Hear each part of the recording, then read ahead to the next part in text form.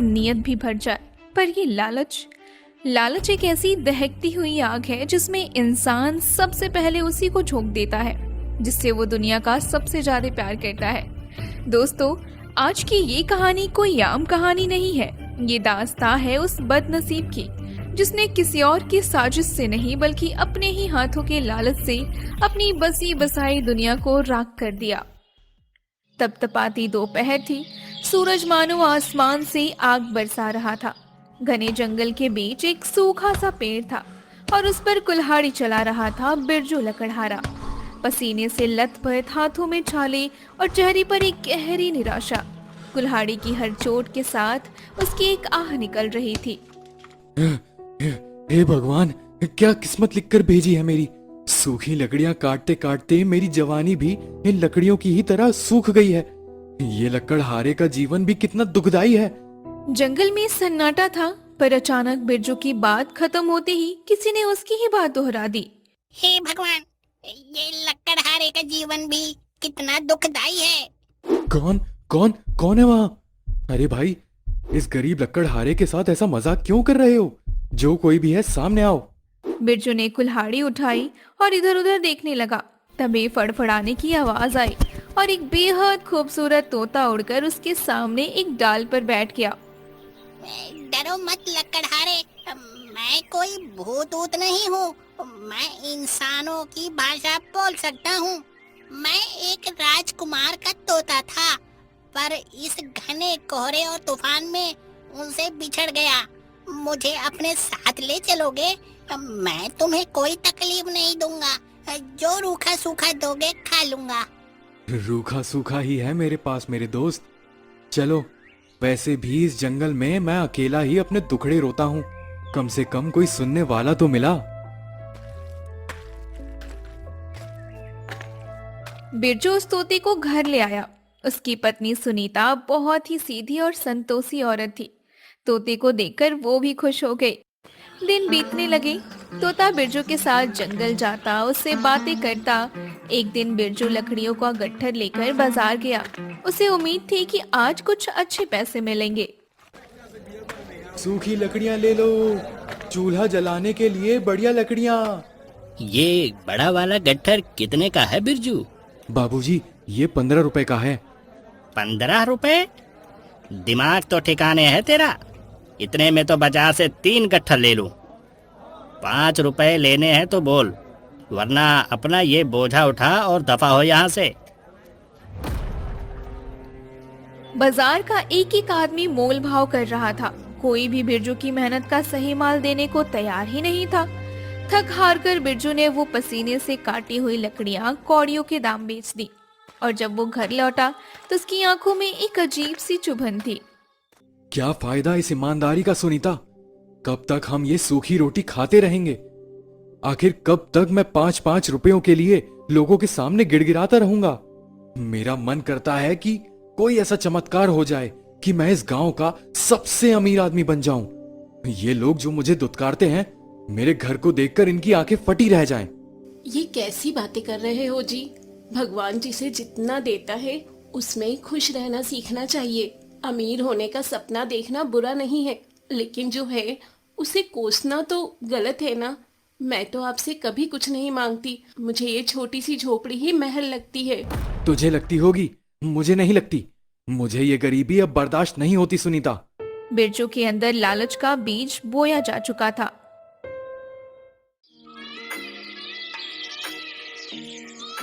अगले दिन तोते ने बिरजू की उदासी देखी तो उससे रहा नहीं गया। मालिक, आप हिम्मत मत हारिए। इन सूखी लकड़ियों से कोई अमीर नहीं बन सकता। हम कल से जंगल के और अंदर जाएंगे। मैंने सुना है वहाँ कुछ कीमती पेड़ हैं जिनकी लकड़ी बहुत महंगी बिकती है। अगले दिन बिरजू और तोता जंगल के उस हिस्से में गए जहाँ घना अंधेरा रहता था। बहुत ढूंढने के बाद तोते को एक अजीब सी मीठी खुशबू आई। वो खुशबू का पीछा करते हुए एक पुराने मोटे पेड़ के पास पहुंचा। मालिक, यहाँ देखिए, इस पेड़ से तो कोई जादुई खुशबू आ रही है। ये कोई आम पेड़ नहीं है। हाँ, खुशबू तो बहुत अच्छी है। चलो इसे काट कर देखते हैं। बिरजू ने जैसे ही पेड़ पर कुल्हाड़ी मारी, पेड़ के तने से एक नीली सी रोशनी निकलने लगी। उसने जोर से कुल्हाड़ी चलाई और उसके अंदर से एक पुरानी अजीब सी बोतल बाहर आ गई। बोतल का ढक्कन खुल गया था। अचानक उस बोतल से एक बहुत ही घना काला धुआं निकलने लगा। धुआं आसमान तक गया और एक विशाल डरावने जिन्न का रूप ले लिया।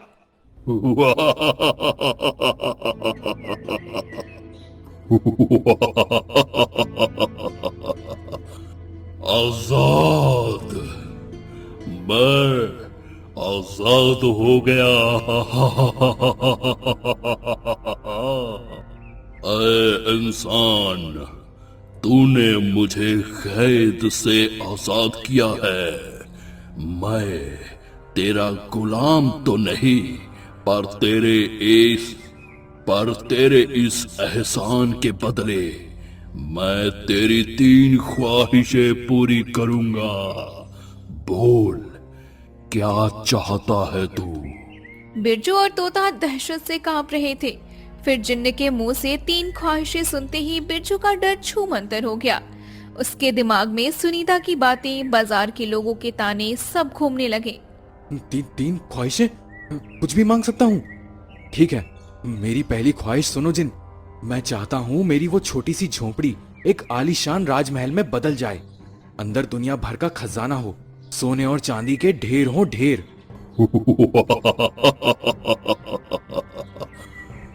जो हुक्म मेरे आका। मैंने तेरा घर राजा महाराजाओं जैसा बना दिया है, पर याद रहे तेरे पास अब सिर्फ 2 ख्वाहिशें बची हैं। मैं फिर आऊंगा। जिन्न हवा में गायब हो गया। बिरजू पागलों की तरह भागता हुआ अपने गांव पहुंचा। उसकी आंखें खुली की खुली रह गईं। जहां उसकी झोपड़ी थी, वहां एक विशाल महल खड़ा था। सुनीता डरी सहमी दरवाजे पर थी। जी, ये सब क्या है? मैं तो डर के मारे अंदर भी नहीं जा पा रही। ये रातों रात कैसे हुआ? सुनीता, देख, आखिरकार मेरी किस्मत चमक ही गई। अब इस पूरे गांव में हमारा ही बोलबाला होगा। देखा मेरा कमाल? अब कोई भी हमें आंख उठाकर भी देख नहीं पाएगा। बिरजू ने महल तो पा लिया था, पर दौलत आते ही इंसान की नींद सबसे पहले उड़ती है। बिरजू सारी रात सो नहीं पाया। उसे लगा कि कोई उसका खजाना चुरा लेगा, तो अगर ये खजाना खत्म हो गया तो। लालच ने अब उसे पूरी तरह अंधा कर दिया था। उसने तय किया कि वे अपनी दूसरी ख्वाहिश मांगेगा। आधी रात को वो फिर उसी पेड़ के पास पहुंचा। ए जिन, बाहर आओ। कहिए आका, आखिर आप लौट ही आए। मैं जानता था कि इंसान का लालच इतनी आसानी से शांत नहीं होता।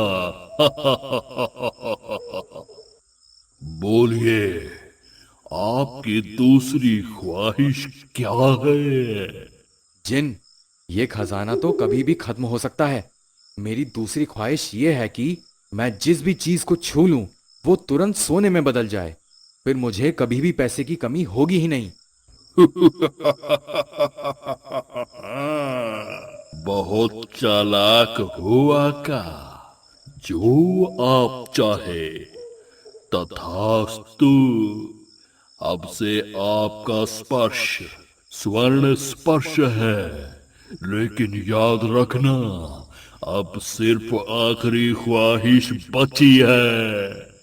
बिरजू खुशी से नाच उठा। उसने जमीन से एक पत्थर उठाया, वो सोना बन गया। उसने पेड़ का पत्ता छुआ, वो भी सोना बन गया। वो भागता हुआ घर गया। सुबह हो चुकी थी।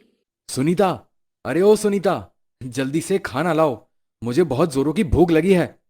सुनीता ने प्यार से थाली परोसी। बिरजू ने जैसे ही रोटी तोड़ने के लिए हाथ बढ़ाया, रोटी ठोस सोने में बदल गई। उसने कटोरी छूनी चाही, दाल और कटोरी दोनों सोना बन गई। अरे अरे, ये क्या? मैं खा क्यों नहीं पा रहा? ये तो सोना बन गया। ये क्या चमत्कार है? आपने रोटी को हाथ लगाया और वो सोना कैसे बन गई? सुनीता घबराहट के मारे चक्कर खाकर गिरने लगी। बिरजू ने जैसे उसे संभालने के लिए अपना हाथ आगे बढ़ाया और उसे छुआ। एक पल में सब कुछ खत्म हो गया। सुनीता की चीख उसके गले में ही जम गई। उसकी पलकें झपकना बंद हो गई। बिरजू की पत्नी सुनीता अब एक बेजान सोने की मूर्ति थी। तभी उनका छोटा बच्चा रोता हुआ दौड़ कर आया और अपनी माँ की मूर्ति से लिपट गया। उसका हाथ बिरजू के हाथ से छू गया और अगले ही पल वो मासूम बच्चा भी सोने की मूर्ति में बदल गया। सुनीता, सुनीता, ये तुम्हें क्या हो गया? तुम हिल क्यों नहीं रही हो? मुन्ना बेटा, आंखें खोलो। तुम दोनों ऐसे पत्थर की तरह क्यों जम गए हो? नहीं नहीं, ये मेरा हाथ, मैंने जिसे छुआ वो सोना बन गया। मुन्ना मजाक मत करो, ईश्वर के लिए कुछ तो बोलो। मुझे ये सोना नहीं चाहिए, मुझे तुम दोनों चाहिए। बिरजू अपने घुटनों के बल जमीन पर गिर पड़ा। वो अपने ही हाथों को देख रहा था। जिन हाथों से उसने दौलत मांगी थी, उन्हीं हाथों ने उसका घर उजाड़ दिया। अब उसकी दौलत ही उसकी सजा बन गई। तोता उड़कर पास आया। मालिक, ये आपने क्या कर डाला? जल्दी चलिए उस जिन के पास, वही सब ठीक कर सकता है। बिरजू ने अपने होश व हवास खो चुका था। वो फूट फूट कर रोता हुआ जंगल की तरफ भागा और उस जादुई पेड़ के पास पहुंचकर पागलों की तरह जमीन पर अपना सिर पटकने लगा। जिन, बाहर आओ जिन, मुझसे बहुत बड़ी भूल हो गई। अपना ये वरदान वापस ले लो मुझसे। मुझे ये सोना, ये महल, ये कुछ नहीं चाहिए। मुझे बस मेरा परिवार लौटा दो। मेरी सुनीता, मेरा मुन्ना, मेरा बच्चा, बस उन्हें वापस लौटा दो जिन, उन्हें वापस ले आओ। नामुमकिन है लकड़हारे, मैं अपना दिया हुआ वरदान कभी वापस नहीं लेता।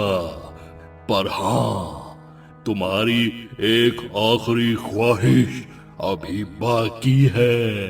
अगर चाहो तो उसे मांग सकते हो। जिन इतना कहकर गायब हो गया। बिरजू टूट चुका था। वो भारी मन से रोते हुए वापस घर लौट आया और अपनी पत्नी और बच्ची की मूर्तियों को देखकर फिर से तड़पने लगा। मालिक, आप हार क्यों मान रहे हैं?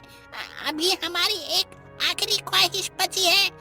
हम फिर से जिन के पास चलेंगे और आखिरी ख्वाहिश में यही मांगेंगे कि वो सबको पहले जैसा ठीक कर दे।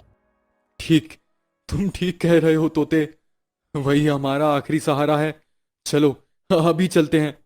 बिरजू और तोता दोबारा जिन्न को ढूंढने निकले। अभी वे जंगल के रास्ते में ही थे कि उन्हें झाड़ियों के पीछे से जिन्न के ठहाके मारने की आवाज आई। वे दोनों वहीं रुक गए और छिपकर देखने लगे। मूर्ख इंसान, उसे क्या पता कि जैसे ही वो अपनी तीसरी और आखिरी ख्वाहिश मांगेगा, वो खुद एक जिन्न बन जाएगा और हमेशा के लिए इस पेड़ में कैद हो जाएगा। और मैं इस कैद से हमेशा के लिए आजाद हो जाऊंगा। बस एक बार वो अपनी जुबान से तीसरी ख्वाहिश मांग ले। बिरजू के पैरों तले जमीन खिसक गई। अगर वो ख्वाहिश मांगता तो वो हमेशा के लिए कैद हो जाएगा और उसकी पत्नी और बच्चा कभी इंसान नहीं बन पाएंगे। और अगर नहीं मांगता तो वो ऐसे ही तड़प तड़प कर मर जाता। हे ईश्वर, ये कैसी परीक्षा ले रहे हो मेरी? मैंने अपने लालच के चक्कर में अपना सब कुछ गवा दिया। अब जीने का क्या फायदा? इससे तो अच्छा है कि मैं उस पहाड़ी से कूदकर जान दे दूं। बिरजू पहाड़ी की तरफ भागने लगा। तोता उसे रोकने की कोशिश कर रहा था, पर बिरजू एक नहीं सुनी। थककर तोता एक पेड़ की डाल पर बैठ गया। उस पेड़ पर दो जादुई पक्षी बैठे थे। तोते ने ध्यान से उनकी बात सुनी। देख रही हो प्रिय, लालच ने इंसान को मौत के द्वार पर खड़ा कर दिया है। स्वामी, क्या इस लकड़हारे की पत्नी और बच्चों को बचाने का कोई और रास्ता नहीं है? क्या ये जिनका वरदान किसी और तरह नष्ट नहीं हो सकता? हो सकता है प्रिय, अगर ये पूर्व दिशा की ओर अंधेरी गुफा से संजीवनी बूटी के पत्ते ले आए और अपनी पत्नी और अपने बच्चे के माथे पर 3 बार लगा दे, तो वरदान नष्ट हो जाएगा लेकिन उस गुफा में एक मायावी दानव सोता है। जो भी वहां जाता है वो दानव उसे जिंदा निगल लेता है। तोते की आंखों में उम्मीद की चमक लौट आई। वो फड़फड़ाते हुए सीधा पहाड़ी की ओर उड़ा, जहां बिरजू बस कूदने ही वाला था। तोते ने बिरजू को संजीवनी बूटी वाली पूरी बात बताई। बिरजू के अंदर जैसे एक नई जान आ गई। मेरी सुनीता और मेरा बच्चा, क्या वो पहले जैसे ठीक हो सकते हैं, जो अभी सोने की मूरत बन गए हैं? मैं उस दानव से लड़ूंगा, मैं जाऊंगा।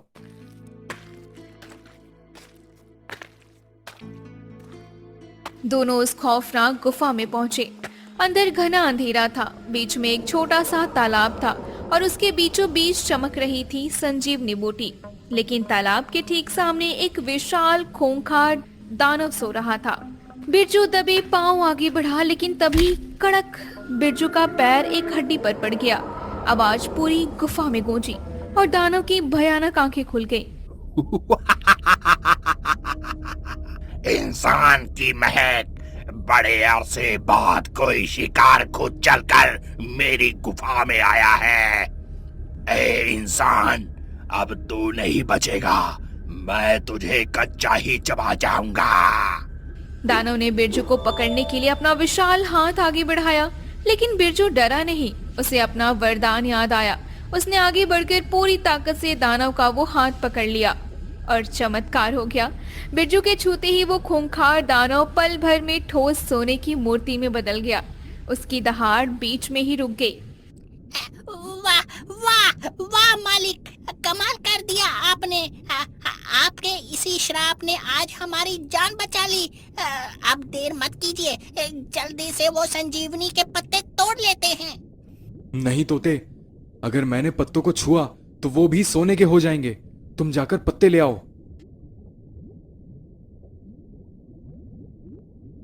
तोते ने अपनी चोंच से संजीवनी बूटी के कुछ पत्ते तोड़े और दोनों घर की तरफ भागे।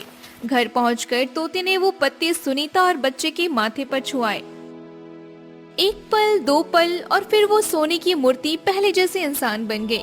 सुनीता ने गहरी सांस ली और बच्चा रोने लगा। तोते ने वही पत्ते बिरजू के माथे पर भी छुआ दिए, जिससे उसका वो खौफनाक स्वर्ण स्पर्श का वरदान भी टूट गया। बिरजू फूट फूट कर रोते हुए उन दोनों से लिपट गया। मुझे माफ कर दो सुनीता, मैंने दौलत के लालच में अपना सुखी परिवार खो दिया था। अब मुझे कुछ नहीं चाहिए। लेकिन कहानी अभी खत्म नहीं हुई थी। अगले दिन सुबह सुबह दरवाजे पर तेज हवा का एक झोंका आया और जिन्न सामने खड़ा था। आका, आपकी आखिरी ख्वाहिश का वक्त आ गया है। मांगिए, वरना मैं आपकी जान ले लूंगा। जिन्न मन ही मन खुश था। उसे यकीन था कि बिरजू अब आखिरी ख्वाहिश मांगेगा, वो जिन्न बन जाएगा और वो आजाद हो जाएगा। लेकिन बिरजू अब तो पहले वाला लालची इंसान नहीं था। उसने रात भर जागकर एक बहुत गहरी सोच रखी थी। ठीक है जिन्न, तुम मेरी आखिरी ख्वाहिश जानना चाहते हो ना, तो मेरे साथ चलो। बिरजू जिन्न को लेकर गांव से दूर समुद्र के किनारे पहुंचा। लहरें शोर मचा रही थी, जैसे कुछ होने वाला हो। जिन्न, मेरी तीसरी और आखिरी ख्वाहिश ये है, तुम अगले 100 सालों तक इस समुद्र की लहरें गिनोगे। मैं ये जानना चाहता हूँ कि ये समुद्र 100 सालों में कितनी लहरें मारता है, और जब तक गिनती पूरी ना हो जाए तुम मेरे पास वापस नहीं आओगे। अब शुरू हो जाओ। जिन्न के पैरों तले जमीन खिसक गई। समुद्र की लहरें जो कभी रुकती ही नहीं, उन्हें कैसे गिन सकता है? जिन्न समझ गया, लकड़हारे ने उसी के चाल में उसे फंसा दिया है। लेकिन ये अपने वरदान से बंधा हुआ है, चाहकर भी कुछ नहीं कर सकता। नहीं, तूने मुझे धोखा दिया इंसान। लेकिन अब बहुत देर हो चुकी थी। जिन्न वहीं समुद्र के किनारे बैठ गया और लहरें गिनने लगा। 1, 2, 3। बिरजू मुस्कुराते हुए अपने घर लौट आया। तोता, सुनीता और उसका बच्चा उसका इंतजार कर रहे थे। उस दिन के बाद बिरजू ने फिर कभी दौलत का लालच नहीं किया और फिर से अपनी कुल्हाड़ी लेकर जंगल जाने लगा। उसकी कमाई कम थी, लेकिन उसकी झोपड़ी में अब सुकून की नींद थी। दोस्तों, लालच उस मीठे जहर की तरह है जो पहले स्वाद देता है और फिर इंसानियत को मार देता है। इंसान को हमेशा लगता है कि थोड़ा और मिल जाए, लेकिन उस थोड़े और की कोई मंजिल नहीं होती। जो मेहनत सूखी रोटी में सुकून है, वो लालच के सोने में कभी नहीं मिल सकता। श्रेया टून्स। कहानियाँ जो हर जनरेशन को